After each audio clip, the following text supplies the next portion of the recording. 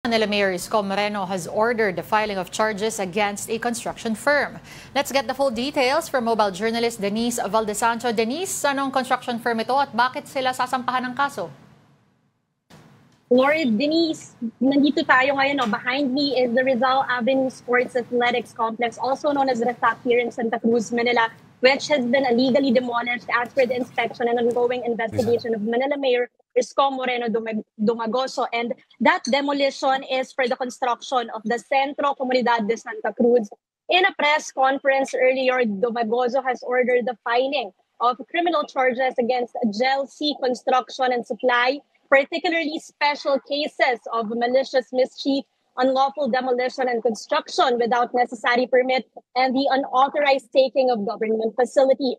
Wala raw kasi itong permiso sa Manila LGU and most especially sa opisina ng Pangulo, even tax payment permits. Records also show that the same construction company has more than 1.43 billion worth of flood control projects in the city based on PBBM's Sumbong sa Pangulo website, with projects scattered on all 6 districts of Manila. Lord Denise.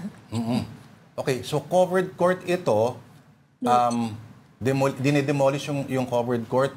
Pag-aari nyo na yung covered court, city property ba siya, Denise? Yes, this is constructed public.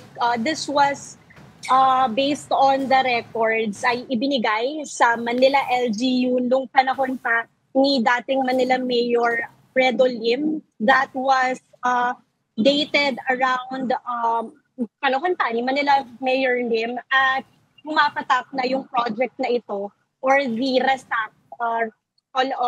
RESAC Sports Complex is around 10 million. Pero based on the record, nung sinilip nila Yorme Isko, nasa 145.5 million itong ongoing or itinigil na illegal project under DPWE. That was confirmed lang. Okay, tapos yung contractor, may kinalaman din sa flood control. Palina ulit, Denise? Yes, as I mentioned earlier, this same construction company scattered yung flood control projects nila in all 6 districts of Manila, which nasa 1.43 billion worth of flood control projects yan. Hanggang ngayon ay sinisilip pa rin ng kampo ni Manila Mayor Isko Moreno, still under investigation pa rin yan. Pero ayon nga sa press conference niya kanina, sabi niya, bibigyan kumbaga ng pagkakataon itong mga to para humingi pa kayo ng permiso. But it's clear in his statements na they're gonna file charges if hindi pa nila ito gagawa ng paraan. Denise, sorry, yung 6 projects na yun, identified na ba? And wala pa bang statement coming from GLC Construction? Kasi di ba wala silang zoning, building, kahit anong permit, demolition na permit coming from the LGU. Wala silang paliwanag kung ano man? Yes, as of now, nakukuha pa lang natin yung kampo nitong investigation nila Manila Mayor Isko Moreno Dumagoso. And yes, malinaw doon sa billing or doon mismo sa mahabang listahan ni Yorme yung list of all the projects nitong mga, hindi lang GLC of course, marami pang flood control contractors and companies dito sa Maynila. Lumabas yan dyan. Kanina nga rin napansin niya, palaging nasa 140 million daw yung pricing nitong GLC Construction Company, which sinilip nilang daw randomly, ganito yung lumalabas. So right now, or later this afternoon, as he stated, magsasampa na raw sila ng kaso based on the stated charges earlier. Sa same press con ba yan, binanggit yung isang parang paparating na problema ng Maynila tungkol sa basura na naman, yung karagdagang pagkuha yata ng trucks kasi parang magiging issue na naman ata ito.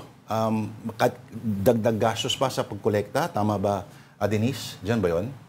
This was revealed naman yesterday regarding the Novotas Center. At yun nga, naglabas na ng karagdagang trucks dahil nga inaayos na itong problema para ma-resolve yung problema sa basura sa Maynila na inassure naman tayo ni Mayor or ni Yorme na it's under control na daw ngayon, Lord. Yung garbage collection.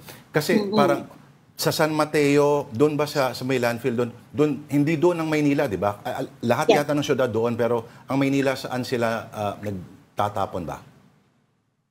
Right now, ang confirmed natin Manila ay magkakaroon sa area ng Tondo. Yan ang isinasagawa nila ngayon, Lord.